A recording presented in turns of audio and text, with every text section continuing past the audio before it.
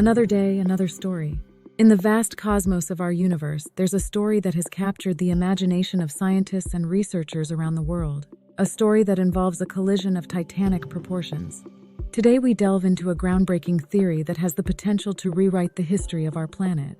Could Earth's mantle anomalies be the remnants of a long-lost celestial body known as Theia? Dr. Yuan and his colleagues have presented compelling evidence that suggests just that.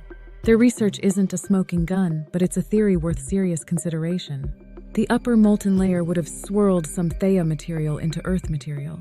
But other Theia material would have sunk through the molten portion of the mantle and lodged itself in the bottom layer. Eventually, it would have formed two separate blobs. Meanwhile, other Theia material was launched into orbit and formed the Moon, a celestial companion that has mesmerized humanity for millennia. But what does this theory mean for our understanding of Earth's history and its relationship with the Moon? Not everyone is convinced.